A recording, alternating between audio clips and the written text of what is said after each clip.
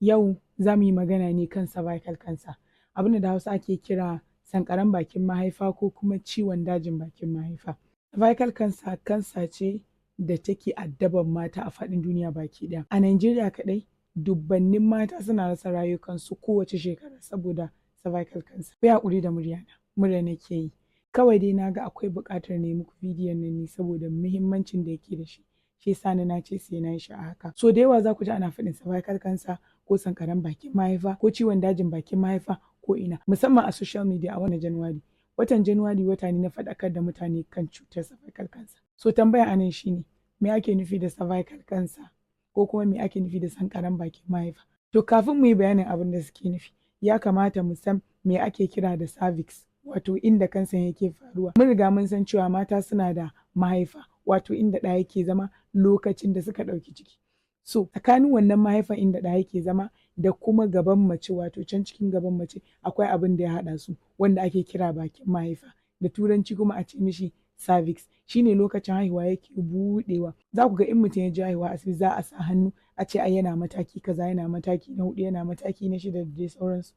To wannan cervix ɗin, wannan bakin mahaifan ɗin shine ake aunawa iya buɗewan shi. So wannan gurin da yake buɗewa lokacin da mace za ta haihu, wanda yake haɗa mahaifan mace da can cikin gaban mace, shi ake kira da cervix.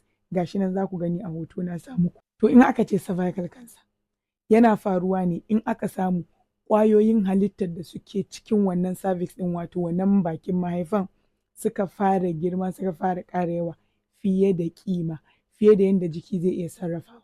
Shi ake nufi da cervical cancer. To yanzu da muka riga muka gane me cervical cancer, za mu yi magana kan abin da yake janyo cervical cancer, abin da yake sa mata su kamu da cutar sankaran bakin mahaifa. To abin da ya fi komai sa mata su kamu da cutar sankaran bakin mahaifa, wato cervical cancer, shine wani ƙwayar cuta da ake kira human papilloma virus, ko kuma a takaice a ce HPV.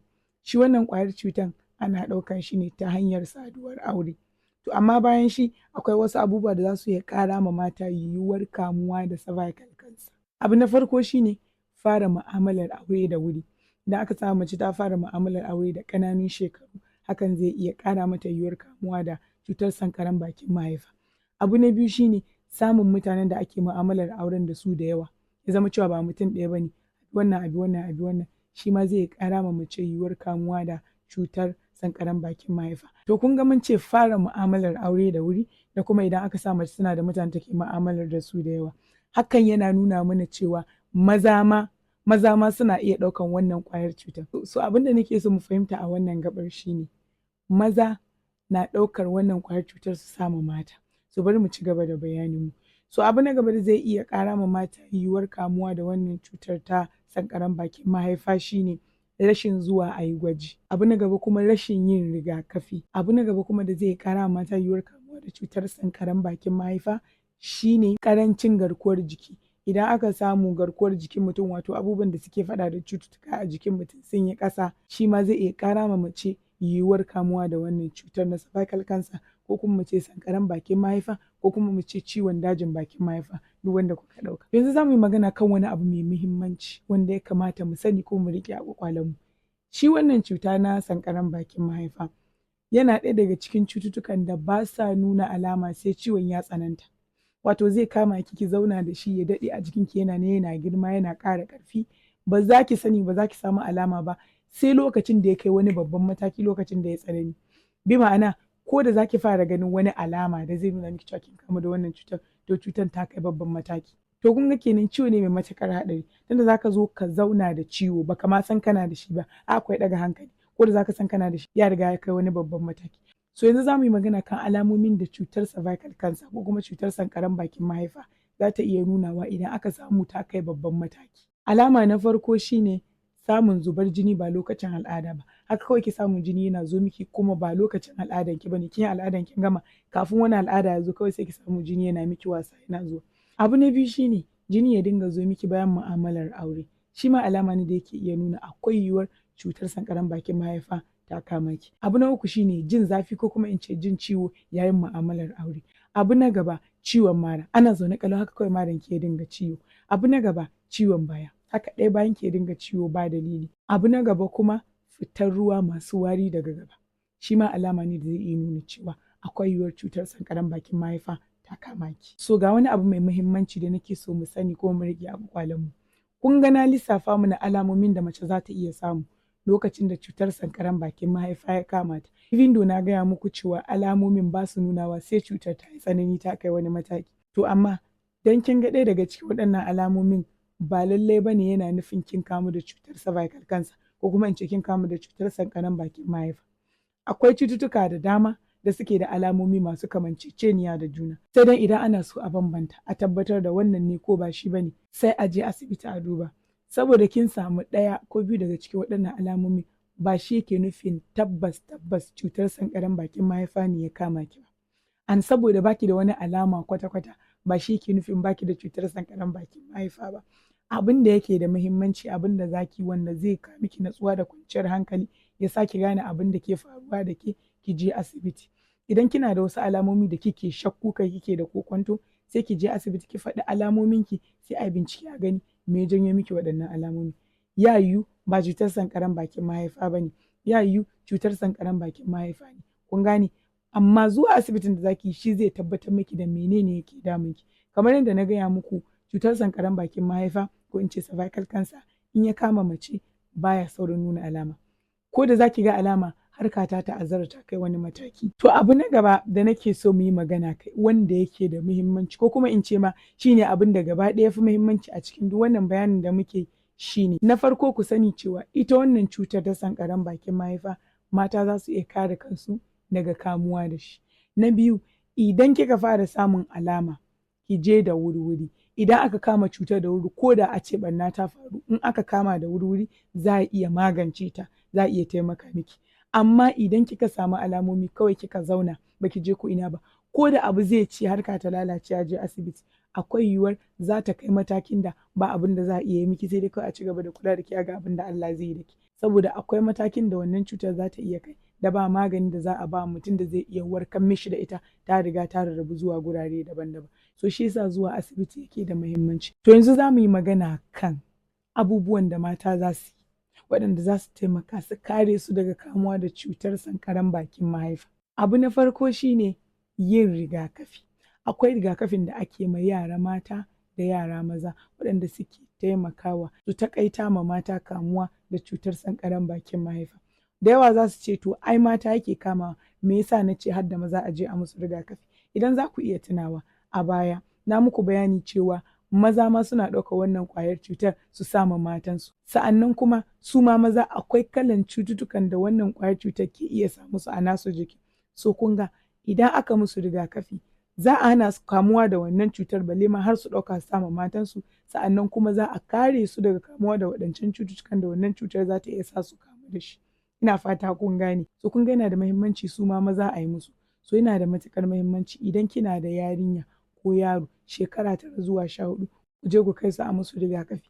Ana kiran rigakafin da HPV vaccine wato rigakafi da yake kare mutane da kamuwa da waccan ƙwayar cutar ta human papilloma virus wadda na gaya muku a farko wadda na ce muku a takaice ana kiranta da HPV. So kun ga HPV vaccine ɗin da yake bada kariya against HPV.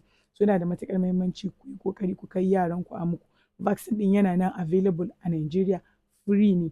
In kuna buƙata ku je asibitin da kuka saba kai yaran ku ana musu rigakafi ku gaya musu kuna so a ma yaran ku HPV vaccine ko kuma ku ce kuna so a ma yaran ku rigakafin cutar sankaran bakin mahaifa ko kuma ku ce rigakafin cervical cancer za su muku. Idan ma babu za su gaya muku inda za ku samu ko kuma su gaya muku lokacin da za ku dawo su yi muku.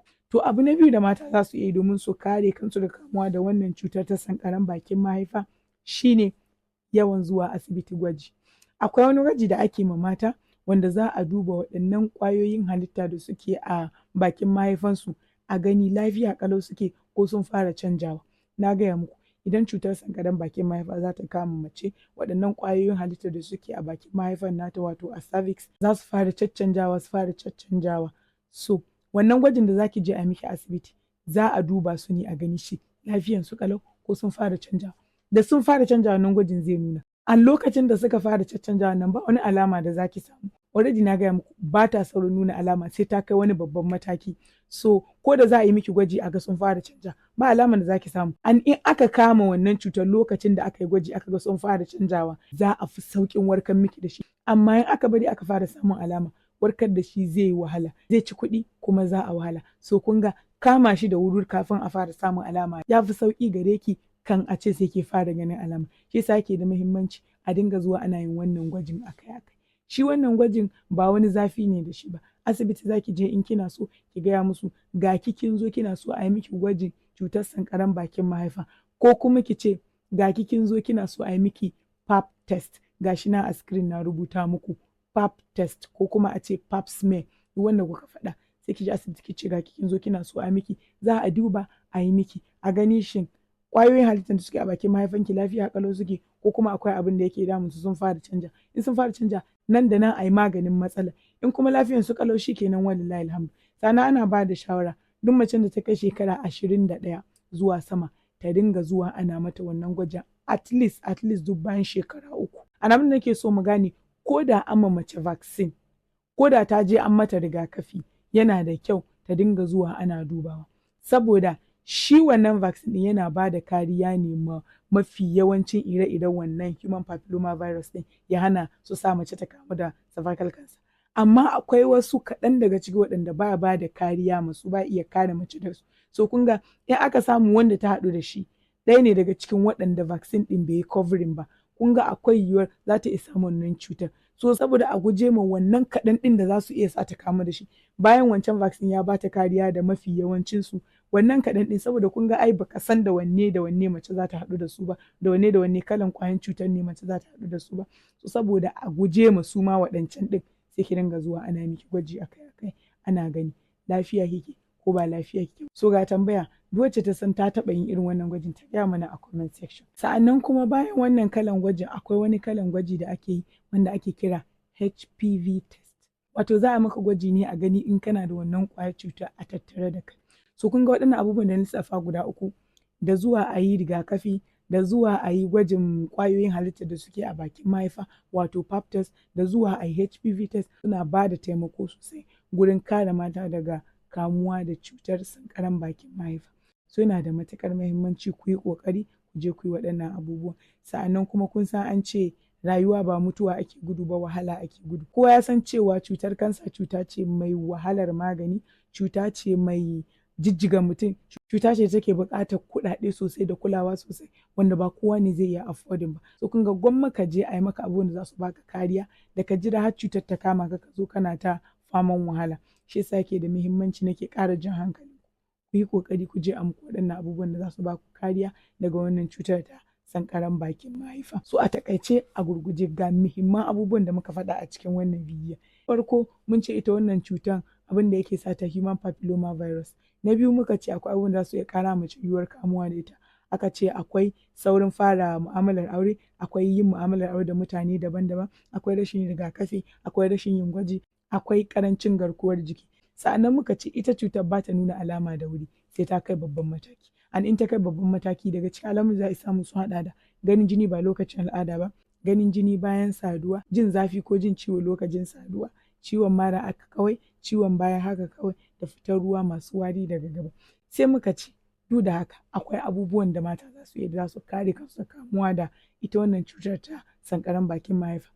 Na ɗaya muka ce akwai rigakafi, muka ce akwai gwajin pap test, muka ce akwai HPV test. To daga ƙarshe ga abubuwan da nake so na yi magana kawai suke ci min rai suke ƙona min rai. Na farko mata da yawa suna fama da matsala amma saboda kunya sai suke fitowa su faɗi matsalarsu har matsala ya zo ya ci su ya kai matakin da ba za a iya magance shi ba.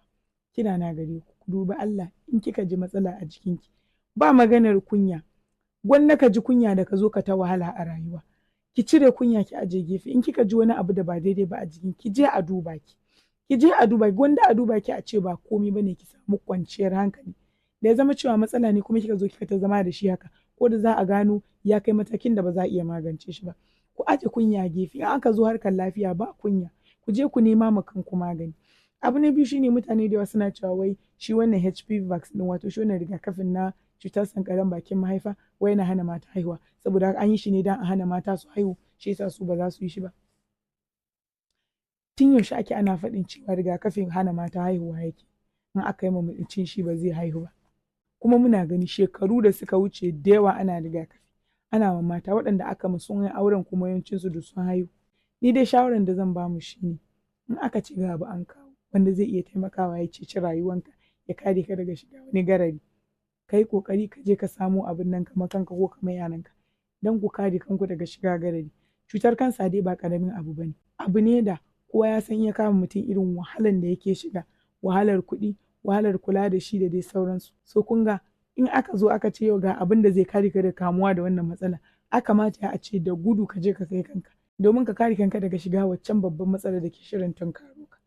Saboda haka yake da muhimmanci ku yi ƙoƙari ku je ku kai yaranku a musu rigakafi, sa'annan kuma ku yi ƙoƙari ku dinga zuwa ana muku gwaji a gani meye ne kuke ciki, inda matsala a magance matsalar tun tana ƙarama tun bata girmama ba. Idan kun ji daɗin bidiyon nan, idan kun koyi wani abu ko da abu ɗaya ne daga cikin bidiyon nan, ku yi ƙoƙari ku yi liking bidiyon nan, ku yi subscribing ma channel ɗina, sa'annan kuma ku yi sharing bidiyon nan ma sauran 'yan uwa su ma su gani, su ji, su amfana. Na gode, sai mun haɗu da ku a bidiyo na gaba.